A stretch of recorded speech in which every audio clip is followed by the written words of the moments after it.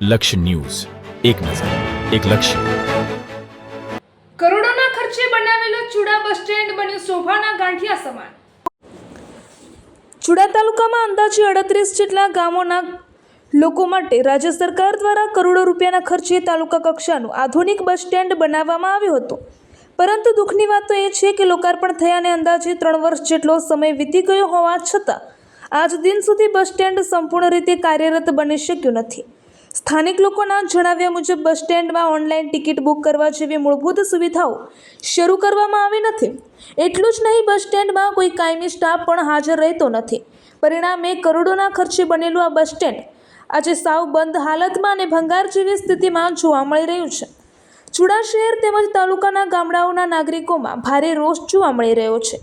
લોકોનું કહેવું છે કે અનેક વખત સરકાર તેમજ સંબંધિત વિભાગોમાં રજૂઆતો કરવા છતાં કોઈ પણ પ્રકારની નોંધ લેવામાં આવતી નથી. સ્થાનિકોમાં એવી પણ ચર્ચા ચાલી રહી છે કે આ સમગ્ર મામલાની પાછળ કોઈ મોટા નેતાનો હાથ હોઈ શકે છે.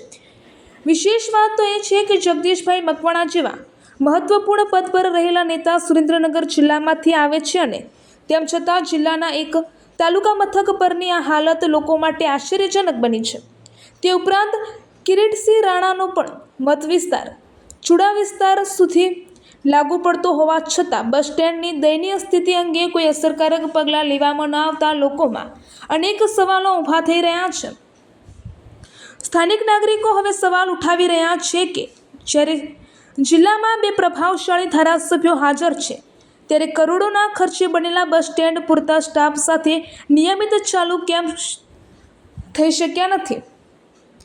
હાલમાં ચુડા તાલુકાના લોકો સરકાર પાસે એક જ માંગ કરી રહ્યા છે કે બસ સ્ટેન્ડ તાત્કાલિક ધોરણે શરૂ કરવામાં આવે, પૂરતો સ્ટાફ મૂકવામાં આવે અને મુસાફરોને જરૂરી તમામ સુવિધાઓ ઉપલબ્ધ કરાવવામાં આવે. રિપોર્ટર અજય પરમાર, ચુડા. નમસ્કાર, હું છું અજય પરમાર. લક્ષ ન્યૂઝમાં આપનું હાર્દિક સ્વાગત કરું છું. હાલ અત્યારે આપણે સુરેન્દ્રનગર જિલ્લાના ચુડા તાલુકાના ચુડા શહેર, જ્યાં કરોડો રૂપિયાના ખર્ચે સરકારે બસ સ્ટેન્ડ બનાવેલું છે અને ઘણા સમયથી બસ સ્ટેન્ડ હાવ એકદમ કફોડી હાલતમાં છે. કોઈ પણ સ્ટાફ હાજર નથી. તે પહેલાં એકવાર અમે અહીંયા આવી અને કવરેજ કર્યું હતું અને સરકાર સમક્ષ રજૂઆત પણ મૂકવામાં આવી હતી. સુરેન્દ્રનગર જિલ્લામાં આ એવું પહેલું બસ સ્ટેન્ડ છે કે જ્યાં સરકારના કરોડો રૂપિયા હાવ એળે જ્યાં છે.